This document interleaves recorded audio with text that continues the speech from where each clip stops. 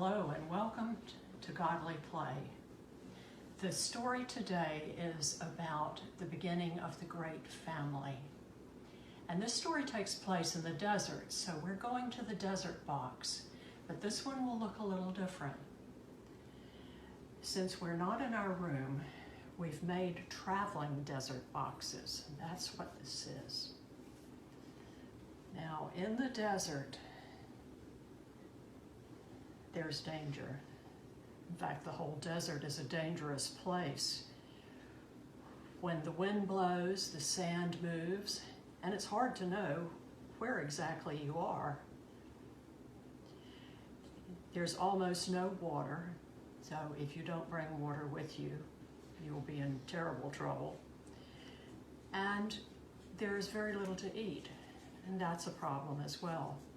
When this wind blows, it whips the sand around. The sand is hot in the daytime, cold at night, and it stings when it hits your skin. You may have had that happen at the beach with sand during a storm. It hurts. Okay, after the flood, people dispersed to all the points of the earth. Now here we have a river. This is the Euphrates. And another river that's not in this story, but we'll see it later, another time. Now, when people spread out to resettle, they often decided to live along the river because there was the water for them and for their crops. And they began to gather. So one of the early cities was Haran. And one of the great cities later was Ur.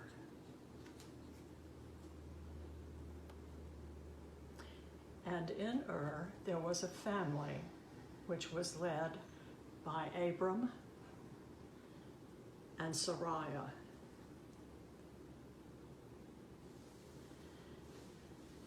Now, in Ur, people believed that there was a God in everything. That is, there was a God of the bush, there was a God of the tree, there was a God of the river, a God of the rock. But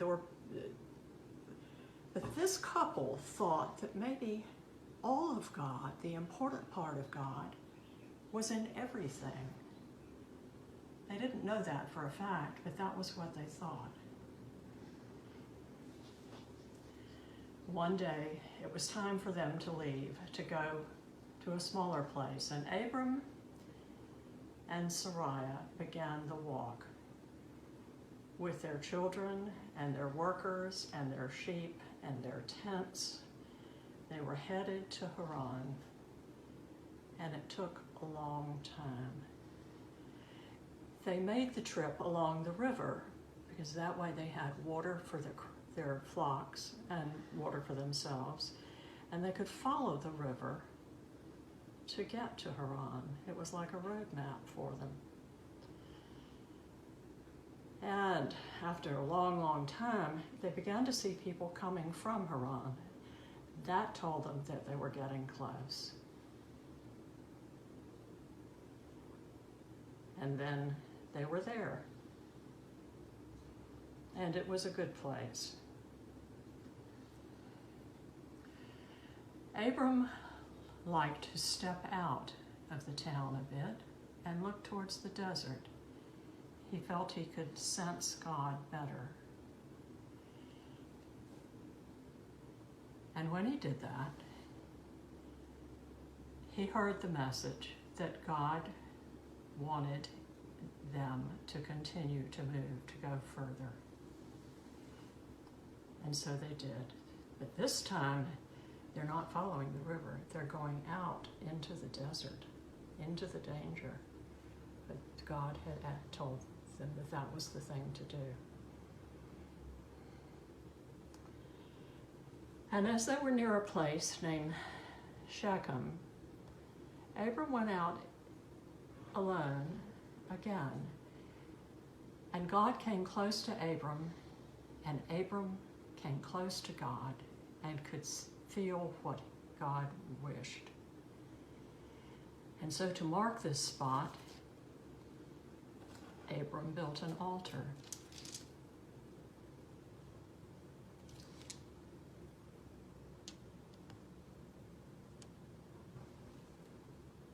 And they continued the journey that God wanted them to make. With their flocks and all their people.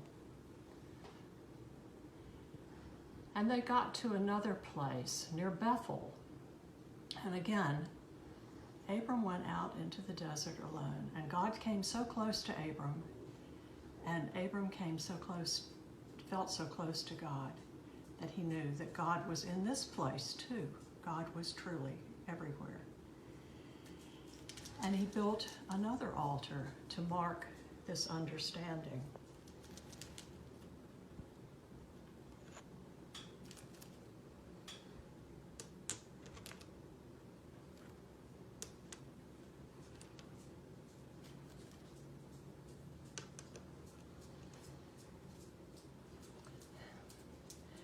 Now Abram and Sarai went on to an area called Hebron. And there again, God came so close. And God said to Abram, I will make you the father of a great tribe, and you will have many, many children. And do you know what Abram and Sarai did? They laughed. They laughed at God. This was silly. They were very old. Sarai was much too old to have a baby, and so they laughed. Well, they went on and they settled in this area. And one day, out of the desert, came 3 strangers. Abram, oh wait, I forgot a piece of the story. When God said, Abram and Sarai, you will have children, as many as the stars in the sky and the grains of sand in the desert. And they laughed. God said, well, it's time to change your names anyway. So Abram, you will become Abraham. It means exalted father. And Sarai, you will become Sarah, noble woman. Well, they shook their heads and they went on. Then, one day, they were at their tents. Abram was sitting beside the tent, and 3 strangers, came out of the desert. Abraham greeted them. Sarah made 3 measures of flour and made fresh bread and cooked meat and served them bread and meat and milk and water. And then the strangers, after this meal, said, Abraham and Sarah, you will be the beginning of a great family. And they laughed. They laughed again. The strangers went on their way. And do you know what happened? Abraham and Sarah did have a son. And they named him Isaac, which in their language means laughter. And Isaac grew up and became a strong young man. Now at this point, Sarah has become very old. And she dies, and she is buried near Mamre, near the oaks. Now, Abraham is lonely, and he's tired. He is very old also. But he has one last thing to do. He sends his most trusted servant back along the route they've gone to their people to find a wife for Isaac. Now this the servant is trudging. And in the evening, he stops at a well to feed his animal and to get some water himself. And there's a woman there named Rebecca. Rebecca has been gathering water for her family. And she helps him feed his livestock and then get water himself. And then Rebecca invites Abraham's helper to come to her home. He goes and he tells her family the story of the great family. And Rebecca hears the story and thinks, this is a good thing. And she decides that she would like to be part of the family too. So Abraham's loyal worker takes Rebecca and they go back to report back. Isaac sees them coming and comes out to meet Rebecca, and they are married. Old Abraham dies, and he is buried in Mamre near Sarah. Isaac and Rebecca continue. They lead the family.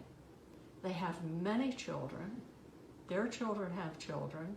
Their children have children, and on for thousands of years, until finally your grandparents have children, and your parents have children.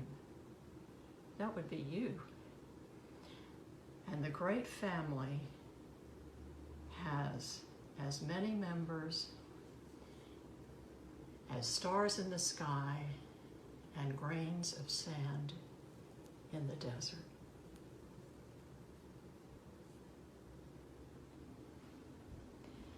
Now,